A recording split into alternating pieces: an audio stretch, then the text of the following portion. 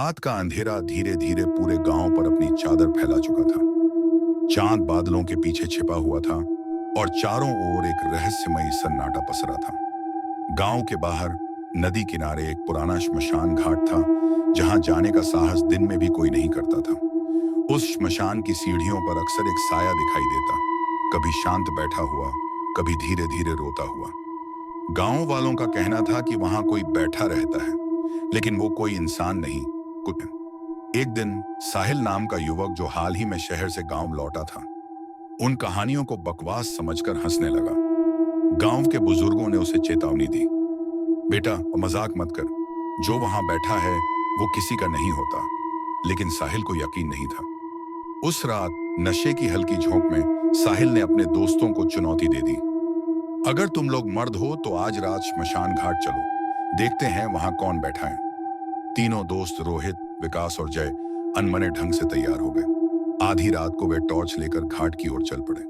रास्ता सुनसान था और हवाओं में एक अजीब सी ठंडक थी, मानो पेड़ भी कुछ कह रहे हों। जब वे श्मशान घाट पहुंचे तो सब शांत था, लेकिन तभी एक कड़कड़ाहट की आवाज आई। सीढ़ियों पर एक परछाई बैठी थी, सफेद कपड़ों में लिपटी, झुकी हुई।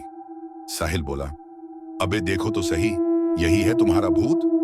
और उसने सीढ़ियों की ओर कदम बढ़ाया। ए, कौन है तू? साहिल ने जोर से पूछा। परछाई ने धीरे से गर्दन उठाई। उसकी आंखें लाल थीं, होंठों से खून रिस रहा था, लेकिन चेहरा इंसानी नहीं था। साहिल सहम गया, लेकिन पीछे हटने से पहले ही उस परछाई ने कहा, तू आया है मुझे बुलाने? उसकी आवाज बर्फ सी ठंडी और खौफनाक थी। साहिल ने चीखने की कोशिश की, पर आवाज ही नहीं निकली। उसके दोस्तों ने उसे खींचकर पीछे किया, लेकिन वो परछाई अब खड़ी हो चुकी थी।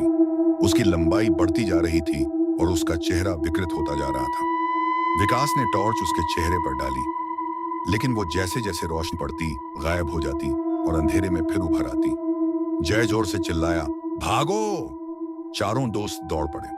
पीछे से कोई उनके कानों में फुसफुसा रहा था, अब आए हो तो लौटकर कहां जाओगे? भागते भागते वे गांव के पास पहुंचे, लेकिन साहिल बेहोश हो चुका था। अगली सुबह जब वह उठा तो उसकी आंखें काली पड़ चुकी थीं और वो कुछ भी बोल नहीं पा रहा था। गांव के तांत्रिक ने बताया, वो जिससे तुम मिले वो आत्मा नहीं थी, वो एक बंधी हुई छाया है, जिसे किसी ने सदियों पहले वहां बांध दिया था, बाहर ना आ सके, और अब तुमने उसे जगा दिया है। तब से गांव में अजीब घटनाएं शुरू हो गई। रात को किसी के रोने की आवाज आती, कभी श्मशान की ओर जलते दीपक खुद ब खुद बुझ जाते।